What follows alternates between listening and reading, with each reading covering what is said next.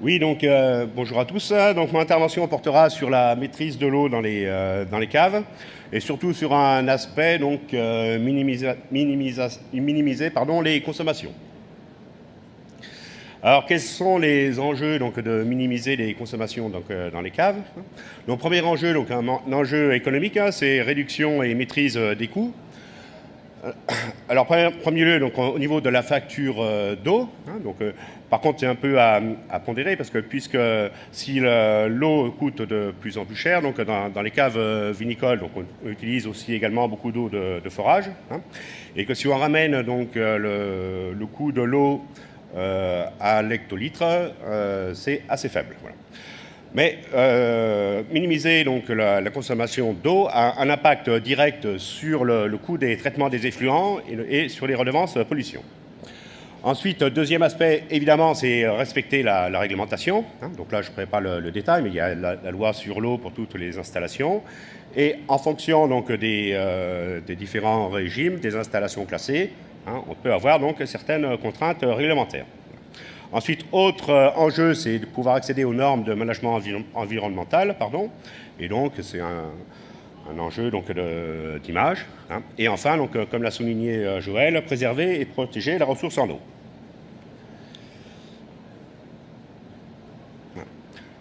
Donc, pour maîtriser l'eau dans les caves, donc, il y a 3 points. Premier point, c'est connaître ses consommations. Donc, c'est connaître ses consommations d'eau globale. Donc, ça, c'est assez facile à réaliser dans différentes caves. Il suffit de relever les consommations sur le ou les compteurs général de la cave. Voilà. Ensuite, plus difficile, c'est de mesurer, d'estimer les consommations d'eau par opération unitaire. C'est le seul moyen qui permette vraiment de mettre en place des actions, de pouvoir prévoir des actions. Ensuite, pour minimiser l'eau, il y a différentes actions qui peuvent être mises en place. Premièrement, c'est de mettre en place des bonnes pratiques. Pour aller plus loin, on peut essayer d'optimiser des procédés existants et enfin modifier des procédés pour notamment réduire la consommation d'eau. Voilà. Et enfin, pour maîtriser, il faut évidemment assurer une formation et mettre en place des indicateurs et des tableaux de bord. Donc, mon intervention portera essentiellement sur la connaissance des consommations et sur la minimisation de ces consommations. Alors ici, j'ai fait une synthèse un peu des différentes données disponibles sur les ratios de consommation globaux dans les caves. Donc, vous avez en ordonnée les volumes annuels de la production en hectolitres, en abscisse, et en ordonnée les ratios de consommation exprimés en litres d'eau consommée par litre de vin. Voilà. Donc ça, c'est issu de sources IFV, à partir généralement de travaux de projets européens. Il y a également, j'ai utilisé également des données de la Chambre d'agriculture du Languedoc-Roussillon, plutôt sur des petites installations, et les données de Laurence Lippe de la Chambre d'agriculture de la Bourgogne, sur les petites exploitations. Donc, si on regarde ce graphique, on s'aperçoit d'une très forte variabilité, puisque ça peut aller de 0,5 litres jusqu'à, sur cette base de données, plus de 16 litres par litre de vin. Alors, si on regarde d'un peu plus près, on s'aperçoit qu'évidemment, il y a un effet d'échelle. Ce qui ne veut pas dire que les grosses structures de vinification sont plus sensibilisées aux économies d'eau ou, à contrario, nettoient moins les équipements. C'est surtout lié au fait que, par exemple, pour nettoyer une cuve de 10 hectos, nettoyer une cuve de 800 hectos et une cuve de 10 hectos, on utilisera plus d'eau dans le premier cas. Mais par contre, les ratios ramenés à l'hectolitre de cuverie ou à l'hectolitre de vin seront plus faibles. Également, les grosses structures utilisent plutôt des procédés continus qui vont nécessiter moins d'eau. Voilà. Alors, on peut s'apercevoir qu'il y a une très forte variabilité, même sur des structures importantes, puisque ça va de 0,5 litres par litre de vin jusqu'à 4 litres par litre de vin. Si on regarde un peu plus près les petites structures, on a encore une variabilité beaucoup plus importante. Voilà. Et donc, sur cette base de données, la moyenne pondérée, le barycentre, c'est de l'ordre de 2,1 litres par litre de vin. Voilà. Ensuite, la moyenne arithmétique de 3,8, ça n'a pas beaucoup de signification. Alors, si on essaye de comparer donc, à d'autres filières, donc là, j'ai pris des données donc, issues des techniques de l'ingénieur, donc qui commencent à dater de 2000, c'est un peu la base. Et dans cette base de données, donc, chaque filière agroalimentaire a été classée donc, sur les consommations spécifiques et sur la pollution.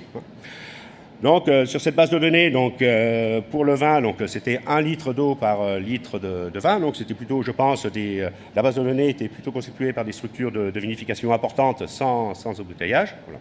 Et si on compare à d'autres filières, par exemple la brasserie, la filière vinicole est un peu plus faible. Et surtout beaucoup plus faible que, par exemple, les conserves de légumes, où on est de 20 à 40 fois plus élevé, donc, puisque dans ces industries, donc, on utilise de l'eau pour le nettoyage des produits. Ensuite, si on va un peu plus loin, donc, au niveau donc, de l'analyse des consommations en eau, donc toujours globale, avec le relevé des compteurs de la cave, alors, on s'aperçoit qu'il peut y avoir une saisonnalité donc, des consommations, puisque, par exemple, c'est le cas d'une cave italienne de 100 000 hectos. Et dans ce cas-là, donc, entre 40 et 60% des consommations en eau donc, sont observées donc, pendant les périodes des vendanges et les périodes de sous-tirage. A contrario, donc, des structures de vinification avec une forte activité embouteillage, on n'a plus donc, cette saisonnalité des consommations. Ensuite, si on veut aller plus loin, donc, il faut pouvoir donc, estimer, mesurer donc, les consommations d'eau par opération unitaire. Alors, il y a différentes approches. La première approche, c'est une approche qualitative, qui ne nécessite pas de mesures spécifiques. Et donc l'objectif, c'est de déterminer donc, en premier lieu à quoi sert l'eau et quelle qualité d'eau est nécessaire donc, pour chaque opération. Ensuite, connaissance des flux, flux d'eau utilisés, connaissance des flux d'eau sale, donc là c'est les réseaux de distribution et d'évacuation. Et on peut faire une première estimation des quantités d'eau utilisées. Mais si on veut vraiment donc, rationaliser donc, ces consommations d'eau dans une cave, il faut une approche quantitative pour réaliser des mesures. Donc ces mesures peuvent être réalisées donc, par des petits compteurs d'eau qui sont d'un coût très, très modéré. Par contre, la grosse contrainte, c'est de relever donc, régulièrement donc, ces compteurs. Pour des installations plus importantes ou pour des canalisations plus importantes, on peut utiliser aussi des équipements non intrusifs, type débitmètre à ultrasons. Mais il faut bien savoir que mettre en place donc, une campagne de mesure des consommations en eau dans une cave, ça nécessite un travail conséquent, mais qui peut être, il y a des possibilités de financement, notamment par l'ADEME, etc. Alors, à quoi sert l'eau dans une cave ? 70 à 80% sert pour les opérations d'hygiène. Donc notamment donc dans le vinicole, on fait beaucoup de prélavage, de pousse, également donc de pousse à l'eau. Utilisation pour toutes les opérations de nettoyage, désinfection, donc avec des produits chimiques, et également une forte utilisation d'eau pour les opérations de sanitation, notamment donc stérilisation donc à l'eau chaude ou à la vapeur, notamment au niveau de l'embouteillage. On peut avoir donc de l'eau de process qui soit en contact avec le produit, donc il y a quelques particularités, par exemple au niveau de l'encollage de filtres à alluvionnage, l'affranchissement de filtres à plaques, la régénération de filtres tangentiels. On peut très ponctuellement donc, avoir de l'eau de process qui est sans contact avec les produits. Donc, on disait tout à l'heure le refroidissement. Donc, le refroidissement donc, par ruissellement est fortement déconseillé et interdit dans certaines structures. Et également, donc, on peut utiliser de l'eau donc, pour le fonctionnement de certains équipements, type les filtres rotatifs sous vide, pour le fonctionnement de la pompe à vide. Et au niveau de ces eaux de process sans contact avec le produit, il est très facile de réduire les consommations par recyclage. Et enfin, donc, les réseaux domestiques. Alors, à l'IFV, donc, depuis quelques années, donc, on a essayé de regarder quelles étaient les consommations spécifiques par opération, donc, pour établir un peu des références. Donc, on est en train d'établir donc, cette base de données. Je ne rentrerai pas dans dans le détail. Hein. Je mettrai simplement en évidence que quelques opérations donc, qui nécessitent beaucoup d'eau, hein, type nettoyage des pompes et des canalisations, et opération de mise en bouteille, hein, puisque opération de mise en bouteille sans opération de sanitation, on est déjà à 0,6 litres par col embouteillé. Ça, je vais passer pour gagner du temps. Voilà. Donc, on a vu tous les aspects consommation. Maintenant, on va voir les aspects comment minimiser l'eau dans une cave. Alors, premier moyen donc, de minimiser l'eau, les consommations d'eau dans une cave, c'est de mettre en place des bonnes pratiques. Alors, ces bonnes pratiques, je pense que maintenant tout le monde les connaît, hein, que ce soit la surveillance des fuites, privilégier le nettoyage à sec, mettre en place des pistolets automatiques, etc. Lorsque c'est possible, donc privilégier évidemment le nettoyage en ligne, nettoyage en place, et également donc avec un ordonnancement de la production, par exemple en filtration, passer d'abord les blancs, filtrer d'abord les blancs avant les rouges, ça peut permettre donc d'éviter les contaminations croisées et de réduire les consommations en eau. Ensuite, pour aller plus loin, donc, il est nécessaire donc, d'optimiser donc, les procédés. Voilà. Donc j'ai pris uniquement que quelques exemples. Alors premier exemple, j'ai volontairement pris un exemple assez ancien, hein, qui consiste au nettoyage des drains des pressoirs à membrane à cage fermée, hein, qui nécessitait donc d'importantes consommations en eau. Hein. Et dans les années 90, je crois d'ailleurs que c'est Joël qui avait mené les études, hein, il a été donc mis en place par les équipementiers donc différents dispositifs, notamment donc des systèmes de buse aération, mais il existe d'autres procédés hein, qui permettent de réduire de 80% les consommations en eau. Hein. Donc ce n'est pas une problématique nouvelle. Ensuite, un peu plus nouveau, c'est ce qui concerne l'optimisation des rinçages. Donc là, vous avez donc la cinétique de rinçage lors d'une pousse à l'eau dans une canalisation. Donc, je n'aurai pas le temps de rentrer dans les détails, mais donc, on s'aperçoit que lorsqu'on pousse à l'eau, donc du vin dans les canalisations, donc, on a une première partie où on n'a pas du tout donc, de mélange, donc, ce qui peut justifier cette démarche. Hein. Et ensuite, donc, on va avoir un front donc, où il va y avoir un mélange au vin. Hein. Et si on regarde un peu plus dans le détail, donc, on va avoir une première zone où on va avoir une réduction donc, d'ordre 1 et ensuite une décroissance de type exponentiel et pour arriver à la fin donc, à une eau propre. Alors, comment en optimisant donc, ces pousses à l'eau ou ces rinçages, ça peut permettre d'économiser donc, l'eau. Alors, premièrement, donc, si on installe, donc, par exemple, un conductivimètre ou un système, des capteurs type de spectroscopie d'impédance qui ont été proposés donc, assez récemment, hein, ça peut permettre donc, de limiter les pertes de vin hein, et donc de limiter le caractère polluant des effluents.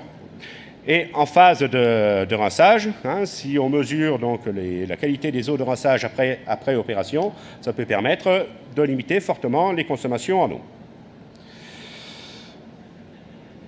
Donc là, on était plutôt sur l'optimisation de procédés et maintenant, on va passer donc à modification de procédés ou d'équipement. Hein. Donc là, il existe évidemment donc, différentes possibilités. J'ai pris 3 exemples, je crois. Premier exemple, c'est l'état de surface des cuves. Donc là, vous avez donc, différents types de matériaux utilisés d'état de surface, hein, donc du béton non revêtu, du béton revêtu de résine époxydique, de l'inox glacé de laminé à froid et de l'inox électropoli. Hein. Donc sans entrer dans le détail, on a donc de très fortes différences de consommation en eau en fonction de l'état de surface. Hein. Donc il est évident qu'on ne va pas changer de cuverie spécifiquement donc, pour réduire les consommations en eau, mais c'est un point donc, qui peut être important à en prendre en compte lorsqu'on modifie donc, sa cuverie de vinification. Un système... Deuxième exemple, donc un système un peu particulier hein, qu'on a étudié donc, il y a quelques années, donc c'est le raclage des canalisations. Hein. Ça consiste donc à introduire donc, un racleur, hein, ce sont soit des obus en silicone, éventuellement des balles de mousse dans les canalisations, hein, et qui vont permettre donc, de propulser, donc, lorsqu'on fait une pousse, de propulser donc, le vin sans utilisation d'eau, ou lorsqu'on le veut rincer, donc, de réaliser donc, un rinçage efficace. Donc on a testé ça donc, dans différentes caves en France et en Italie. Et si on prend le critère donc, réduction des consommations en eau, sur les différents sites étudiés, ça allait de 70 à 98% de réduction de la consommation en eau. Et pour terminer, le troisième exemple que je citerai, c'est le recyclage et la réutilisation des eaux.